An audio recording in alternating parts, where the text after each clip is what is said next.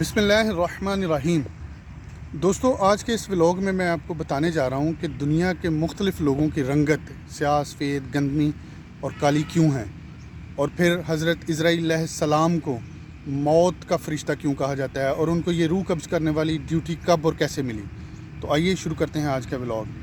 قرآن پاک کی سورۃ بقرہ آیت نمبر 30 سے 35 تک تفسیر روح البیان میں یہ لکھا ہوا ہے کہ جب اللہ تعالیٰ نے انسان بنانے کا ارادہ کیا تو زمین کو وہی الہام ہوا، تو زمین کو بتایا گیا کہ تیری مٹی سے ایک خلیفہ بنے گا جس کو زمین پر بھیجا جائے گا، جو فساد کرے گا، جو نیکیاں کرے گا، جو اچھے لوگ ہیں ان کو جنت میں بھیجا جائے گا، اور جو نافرمان ہوں گے وہ جہنم کا ایندھن بنیں گے۔ جب زمین نے یہ سنا تو زمین رونے لگی، آہ و بکا کرنے لگی۔ اللہ تعالیٰ نے حضرت جبرائیل علیہ السلام کو زمین پر بھیجا کہ زمین کے چاروں کونوں سے 40 گز مٹی لے کر آئیں۔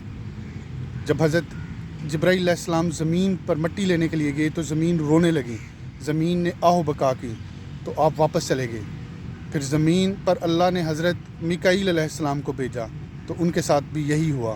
پھر اللہ تعالیٰ نے حضرت اسرافیل علیہ السلام کو بھیجا تو زمین نے آہ و بکا کی، رونے لگی، تو آپ بھی واپس چلے گئے۔ پھر اللہ تعالیٰ نے حضرت عزرائیل علیہ السلام کو بھیجا۔ جب حضرت عزرائیل زمین پر آئے تو زمین نے اللہ کا واسطہ دیا، رونے لگی، آہ و بکا کرنے لگی، تو حضرت عزرائیل علیہ السلام نے بھی زمین کو اللہ کا واسطہ دیا اور کہا کہ میں تجھے اللہ کا واسطہ دیتا ہوں، میں یہ مٹی ضرور لے کر جاؤں گا، کیونکہ اگر میں نے اللہ کے حکم کی عدولی کی تو کہیں میرا نام نافرمانوں میں نہ لکھ دیا جائے۔ اس طرح حضرت عزرائیل علیہ السلام مٹی لے کر اللہ کی بارگاہ میں پہنچے۔ جب اللہ تعالیٰ نے حضرت عزرائیل علیہ السلام سے پوچھا کہ اے عزرائیل، تجھے زمین کے رونے پر ذرا ترس نہیں آیا؟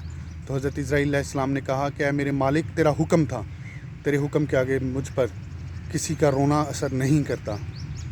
تو اس وقت اللہ تعالیٰ نے حضرت عزرائیل علیہ السلام کو بنی آدم کی روح قبض کرنے کی ڈیوٹی دی۔